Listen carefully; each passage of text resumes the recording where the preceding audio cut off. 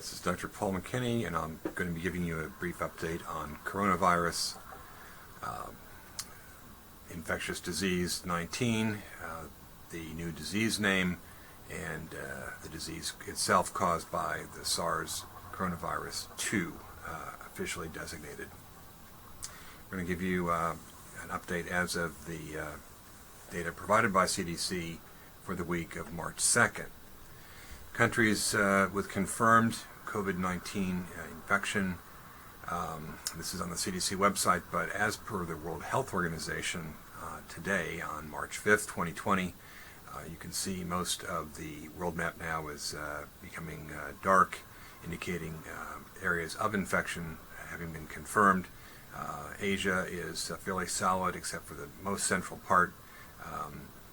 Most all of the European countries have now reported disease. Of course, North America, including Canada, the U.S., and Mexico, are all positive.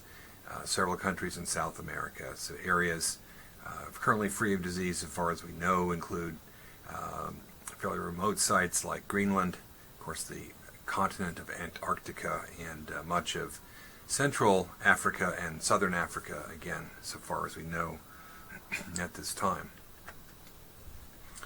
We also know that there's a continuation of level 3 travel status for the following 4 countries currently, which means one should avoid non-essential travel to China, Iran, South Korea, and Italy. Japan is now a level 2 country, indicating that you should postpone travel there if you have chronic medical conditions that might increase your risk of acquiring the disease. Disease count in the U.S., this is a preliminary number, and it does not reflect the up to the minute count, which is now well past 100. But person-to-person spread, this is the most important thing. That number continues to increase, especially with an ongoing outbreak in the Seattle-King County, Washington area. We have a list of the states in the U.S. currently reporting disease. There are 13 as of this morning, including in the West, Washington, Oregon, California, and Arizona. In the Midwest, Illinois, and Wisconsin. In the Southeast, Florida, Georgia, North Carolina. In the Northeast, New York, Massachusetts, Rhode Island, and New Hampshire. Just late today, Tennessee was added to the list, and depending on the source, you'll also see Nebraska listed as a state with infection, and they do have a major referral center there for highly transmissible infectious diseases. So the question arises at this point in this academic year, are there any places I should not be traveling during spring break? Many of you have already made plans, but hopefully you've considered the areas of active infection. One should try to avoid any travel to areas of known active transmission whenever possible. And of course, level 3 countries, I've mentioned those already: China, Iran, Italy, and South Korea. Persons who do travel to such areas should notify the campus health service before returning to any facilities on campus to make sure that you are not at risk for transmitting disease, and a period of quarantine may be necessary to prevent the possibility of transmission to others. The other question that keeps arising is who needs personal protective equipment. You do see now lots of video on national circuits that show people wearing face masks and other such equipment.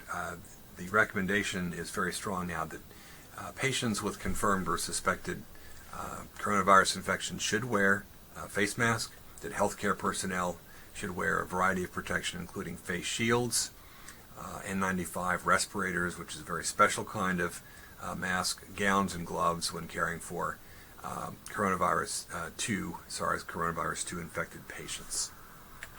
Who does not need personal protective equipment? The general public does not need this kind of equipment at all. It's not shown to be of any value in non-healthcare settings at the present time, at least. Critical supplies of this type of equipment should be maintained for the high-risk settings where it's especially needed. Instead, it's important for everyone in the general public, faculty, staff, students on campus, to wash their hands frequently, cover coughs in their sleeves, stay home if they're sick. These are general principles of limiting transmission of any type of respiratory agent. And contingency planning is certainly in the works.